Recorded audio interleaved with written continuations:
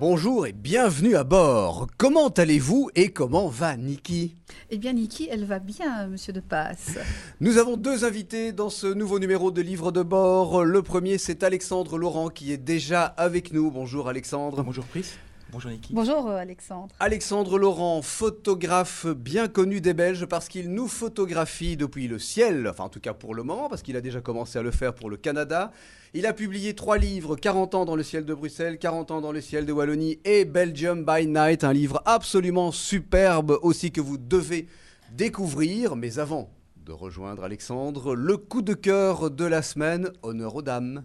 Alors moi, mon coup de cœur, c'est Stefan Zweig. Il vient de sortir en livre de poche des chefs-d'œuvre. On sait tous que c'est un grand écrivain qui s'est suicidé parce qu'il ne supportait pas la guerre. Enfin, on ne va pas entrer dans les détails de sa vie, mais celle de ses chefs-d'œuvre. Moi, mon préféré, bien sûr, il y a Lettre à une inconnue dans ce coffret. Il y a bien sûr Le monde d'hier, La peur et La confusion des sentiments. Il n'y a pas de joueur d'échecs. Non, il n'y a pas, il n'y a pas. Mais par contre, il y a 24 heures dans la vie d'une femme, et comme demain c'est honneur aux femmes, donc moi je voulais absolument parler de ce livre qui m'a emballée. C'est l'histoire, en quelques mots, d'une femme qui se trouve dans un casino et qui tombe amoureuse de mains. Je ne sais pas si vous avez déjà eu l'occasion de tomber amoureux ou amoureuse de mains, mais elle tombe amoureuse des mains, qui aggrappent, qui jouent, etc. D'accord. Et à un moment donné, elle lève les yeux et elle voit que c'est un jeune homme. Le jeune homme, à un moment donné, perd tout. Et il s'en va, et elle va le suivre. Elle le suit parce qu'elle est bouleversée. Et aussi parce qu'elle a peur qu'il aille se suicider. Et elle va comme ça pendant 24 heures. On va suivre ce qui va se passer. Pendant ces 24 heures, elle va vivre un moment intense d'amour, de passion. Et elle va basculer, sa vie va basculer. C'est aussi... Il a voulu raconter que l'amour arrive à tout âge et que parfois, eh bien, c'est bien de... On ne donne pas assez... les aveux ne sont pas toujours assez révélés. Et là, elle va révéler son amour à cet inconnu. Et c'est à travers donc ces lignes que vous allez découvrir cette splendide histoire. Donc voilà, ça vient de sortir et c'est mon coup de cœur. 5 romans pour le prix d'un, dans un box, ils sont quand même sympas. Et c'est très joli, moi je trouve le box, parce que quand vous avez ça dans votre petite bibliothèque, ça le fait quoi. Oui, ça peut faire presse-livre aussi. Oui, voilà. Enfin bon, c'est quand même fait pour être lu. Hein. Et c'est au livre de poche. C'est au livre de poche. On va rester dans le livre de poche avec mon coup de cœur. C'est dans la collection 10-18. C'est un auteur que nous avons déjà reçu, un animateur bien connu des Anglais, puisqu'il a une émission sur la BBC. C'est Giles Brandrett qui un jour a eu une idée génial. Il met en scène Oscar Wilde, mais non pas dans sa vie de tous les jours, celle qu'il a connue, mais en le transformant en détective. Avec des amis qui sont autour de lui, l'auteur de Dracula, donc Bram Stoker, l'auteur de Conan Doyle, donc l'auteur, aidez-moi s'il vous plaît, de Sherlock Holmes. Merci, il y en a quand même un qui suit. Et donc tout ça fait des aventures absolument débridantes avec beaucoup de phrases qui ont réellement été dites par Oscar Wilde. Les 2 nouveaux tomes se nomment Oscar Wilde et le Nid de Vipère, c'est tout un programme, et Oscar Wilde et le cadavre souriant. Je vous en recommande la lecture, c'est absolument divertissant comme un livre d'Alexandre Laurent. Et ça rime, mesdames, messieurs. Alors, Alexandre Laurent, photographe depuis combien de temps? Moi, en professionnel depuis l'âge de 17 ans. Oui. Et avant ça, ça tout petit, puisque moi, j'ai suivi mon père partout. Et mon père était déjà photographe, donc oui, j'ai connu que ça. Voilà, un photographe qui montait dans le ciel avec son avion. Oui. Et qui a photographié au début des années 70 la Belgique. La Belgique, oui, pour la presse, pour les sociétés, industries, tout ce qui était affaires vues du ciel. Et alors, l'année dernière, l'idée géniale, c'est de se dire, voilà. Enfin, en tout cas, la publication, c'est l'année dernière du premier livre. Il y a 2 ans. Le début du projet, c'était en 2007, donc en mai 2007. Et il m'a fallu quand même 3 ans pour réaliser Bruxelles. Et après ça, 2 ans pour réaliser la Wallonie. Ouais. Donc, entre-temps, j'ai fait Belgium by Night. Ouais. C'était un petit coup de cœur personnel. Donc, on le voit maintenant à l'écran, refotographié le même endroit 40 ans après, pour voir ce que c'est devenu. Oui, et avec le même pilote. Oui. Alors, sur Bruxelles, c'est saisissant. Ça a fait un best-seller, d'ailleurs. Oui, tout à fait. Oui, on a vendu pas mal de livres. Donc, l'année passée, première édition, 4500 livres vendus en 5 mois. Oui, rien que sur Bruxelles. Rien que sur Bruxelles. Et pour l'instant, ça repart avec la Wallonie. Un gros succès, oui, tout à fait. Alors, qu'est-ce qui saute aux yeux, c'est le cas de le dire, quand on en a vu. On a eu l'occasion de voler avec vous. Oui, tout à fait. Bon, à part le fait de voler, je dirais, à basse altitude, dans un petit avion, qu'est-ce qui saute aux yeux quand on regarde cette Belgique 40 ans après? Pour moi, je trouve que tout a changé, mais dans le bon sens du terme. Les places sont devenues des places piétonnières, arborées, avec des bancs. On respire quand on voit ça par rapport à il y a 40 ans, où les places d'église ou les places de village étaient destinées au parking de voitures. Donc tout ça déjà a bien changé. De plus, on voit aussi que tous les villes et tous les villages ont un contournement maintenant. Avant, les véhicules passaient au centre du village. Bon, ça donnait au commerce de proximité pas mal de clients, ouais. Mais on a aussi créé des déviations autour des villes pour aussi faire respirer la ville. Et donc, on a des trottoirs plus larges, on le voit. On a des entreprises qui se sont délocalisées en dehors, autour de ces petits rings, ce que autour nous on des appelle villes. les zonings en Belgique. Les petits zonings, tout à Oui. fait. Et alors, bon, il y a les lotissements qui sont greffés à tout cela, mais tout ça en extérieur. Et le centre de chaque ville ou de chaque village n'a pas tellement changé, à part bien sûr les grandes villes comme Liège, Namur, Charleroi ou Mons, où il y a quand même pas mal de changements, où des bâtiments ont été transformés ou réhabilités. Oui. Mais sinon, moi personnellement, je trouve ça mieux qu'avant. Ouais, ce qui marque, c'est qu'on dit toujours à quelque chose malheur est bon, Oui. c'est que le gris a fait la place au vert. C'est-à-dire qu'on a perdu Oui. énormément d'emplois. C'est vrai que c'est une catastrophe C'est dans clair. l'industrie lourde, mais tout a reverdi. Oui, mais aussi dans l'industrie lourde, les changements, c'est des changements qui devaient se faire il y a bien longtemps. La chirurgie lourde en Belgique n'a plus d'avenir. Donc maintenant, on arrive dans une phase où on réhabilite les sols, on voit bien ça à Charleroi avec les hauts fourneaux, en petits zoning pour les industries. Donc voilà, je veux dire, beaucoup de zoning se font pour des petites PME et donnent place à de l'emploi, mais un autre emploi que l'industrie lourde. C'est positif. Donc si vous voulez découvrir la Belgique d'en haut, c'est l'occasion de le faire à travers les livres d'Alexandre Laurent. Si vous êtes belge et que vous êtes parti depuis longtemps et que vous voulez retrouver votre pays à l'époque et voir ce qu'il est devenu, c'est encore l'occasion de le faire. Et puis il y a le côté esthétique, magnifique. Et là, c'est Belgium by Night. Ah oui. Et là, excusez-moi, ça, c'est vraiment l'idée géniale. C'est photographier la Belgique, non pas de nuit, mais au crépuscule, Voilà, entre les ça, deux. entre chien et loup. Donc c'était pour couper court à certaines rumeurs et à certaines affirmations concernant les villes américaines, Paris, Berlin, Amsterdam, et toutes ces grandes villes où il y avait, soi-disant, émergence de lumière, et c'était magnifique. Donc ce que j'ai fait, j'ai voulu couper court à ça, et donc je suis parti en vol, et j'ai fait la Belgique, mais au crépuscule, et pour montrer qu'en Belgique, on a aussi des villes qui valent la peine d'être vues de nuit. Et donc on partait au sunset, et on a juste eu 15 minutes de photos, mais des photos magnifiques, où on sent vraiment l'émergence de la lumière artificielle avec le coucher de soleil, et ça donne des photos féeriques. Oui, parce que le truc, c'est d'avoir encore le bleu du ciel, Tout à fait. mais d'avoir tous les éclairages publics qui sont déjà allumés. Qui sont déjà allumés. Et on ne le fait qu'en hiver, donc très froid, parce qu'en Belgique, on a ce créneau-là qu'en hiver. Et donc, on a des photos assez incroyables de villes qui paraissent comme ça, anodines. Ouais. Mais dès que ça commence à venir le soir, c'est magnifique, les lumières sont extraordinaires. Alors on voit la forme des villes qui apparaît. Oui, on tout voit à fait. parfois les anciennes murailles, les anciennes qui ont disparu. Mais On- là, on- elles réapparaissent. Oui, c'est ça. On sent bien les contournements des anciennes murailles par les rues éclairées. Et on voit mieux le dessin des villes et villages prises de nuit, grâce à cet éclairage-là. Oui, c'est absolument superbe. Et en effet, même sur des petites villes, je dirais entre guillemets, comme Bastogne, Namur, Saint-Hubert. comme Bastogne Oui, Namur. ou Saint-Hubert. Et voilà. Merci beaucoup, Alexandre Laurent. C'est moi qui vous remercie. Le next step, le prochain, ça sera quoi? Le prochain, on va faire la Flandre. On va oui, terminer quand même sur évidemment, la Flandre. oui. Et ensuite, j'ai un projet canadien qui devrait se mettre en route vraiment officiellement d'ici une bonne année, parce que ça demande quand même pas mal de temps de préparation. Et là, c'est de faire les 3 saisons. Donc, c'est faire la même photo, mais sur 3 saisons. C'est été, automne et hiver. Voilà. Et donc, on essaie aussi de trouver des financements au niveau des localités dans différents pays. Donc, on est en train de chercher, mais pour faire les photos avant-après, mais dans des villes.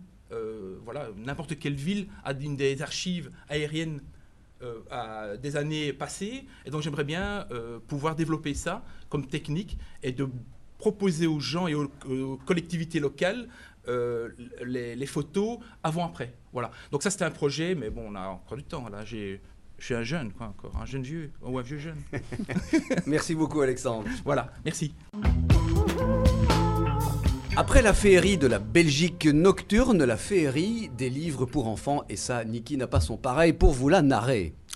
Alors moi, ce que j'apprécie, bien sûr, c'est les loups. Et celui-ci est carrément différent. Alors, il a déjà des petites oreilles. C'est pas comme le grand loup du chaperon rouge qui a des grandes oreilles. Lui, il a des petites oreilles pour mieux se cacher. Il a des dents usées tellement qu'il mange des lapins, bien sûr. Et il a aussi un nez aussi grand, mais il se prend toujours les pieds dedans. Donc, c'est le loup tralala. Vous connaissez pas le loup tralala? Non, du tout. Eh bien, le loup tralala, il vient de sortir à l'école des loisirs et moi, j'adore. C'est vraiment un loup qui est spécial, hein, qui a tout, pas comme l'autre. Hein. C'est vraiment terrible.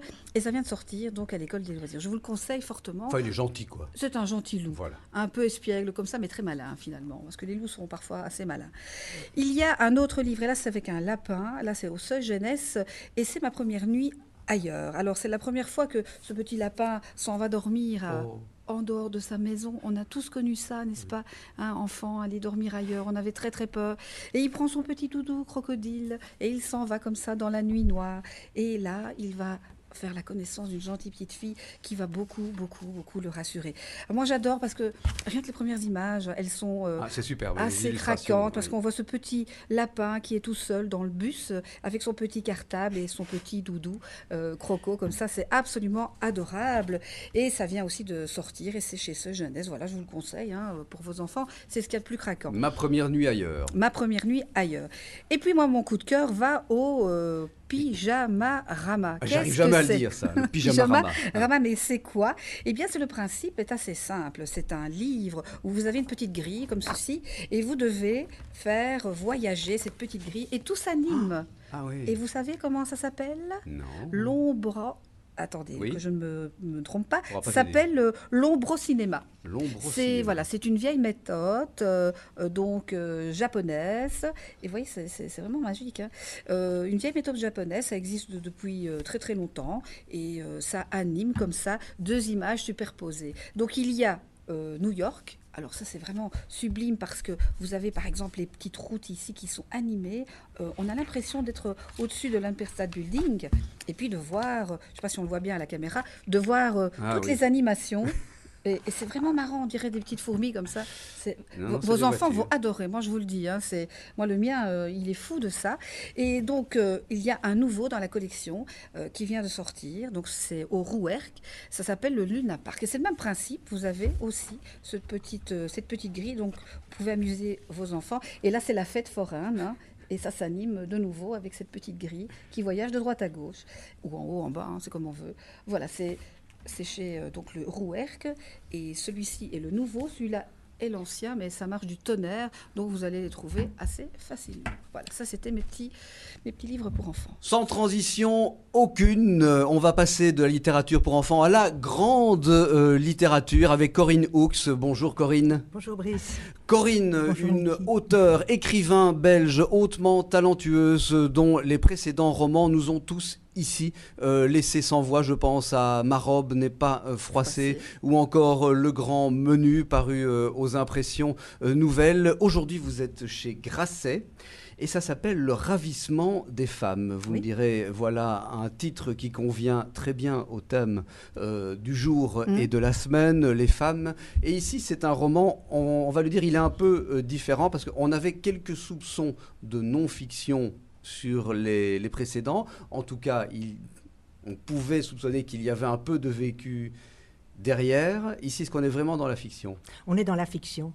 Absolument. Dans les précédents aussi, dans la mesure où il y a toujours une part autobiographique, ne fût-ce que dans l'émotion. Si on a besoin d'écrire ça, c'est que cette émotion-là nous a touchés. Mais ici, c'est une histoire composée, inventée, pour le plaisir de suivre mon personnage féminin, Elisabeth, dans son cheminement voyageur et dans son allégresse aussi. Moi, je voulais savoir quel était cet orateur de charme. Alors voilà, en fait, le roman est construit autour d'un maître spirituel qui est un très bel homme, irrésistible, Oui, bien sûr. au regard bleu, l'explique. envoûtant, magnétique, et à la voix aussi assez suave.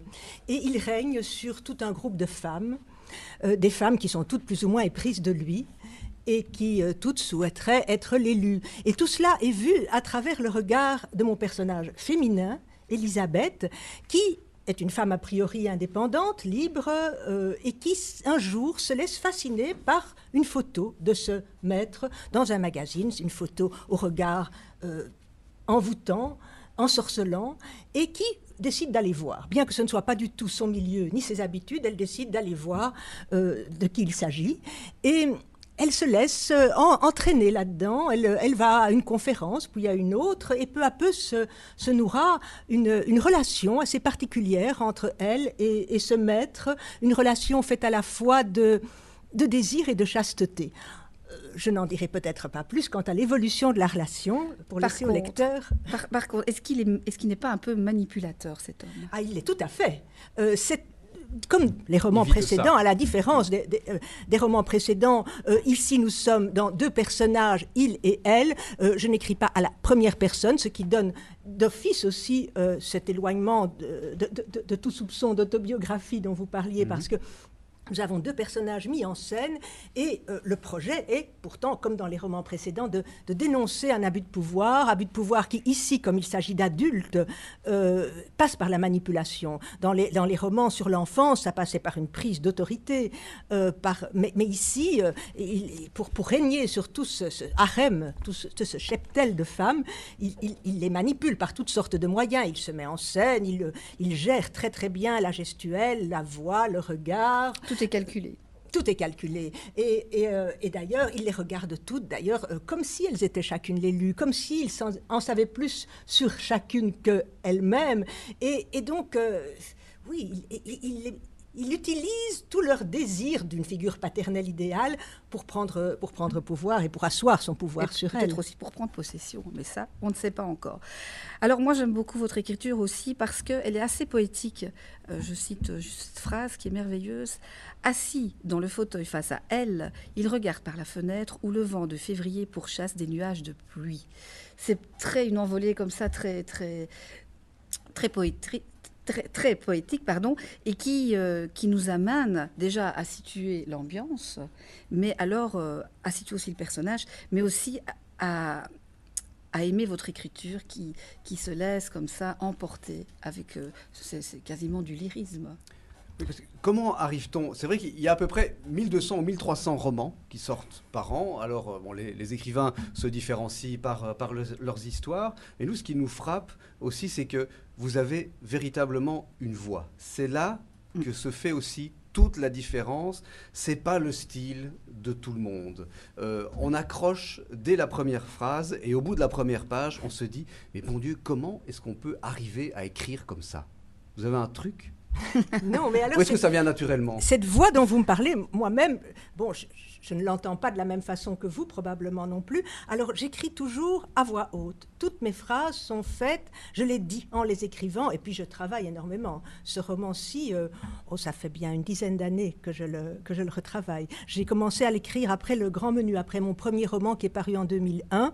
Et au cours des années, j'ai retravaillé ce personnage de Constantin et le personnage d'Elisabeth, et je les ai fait évoluer.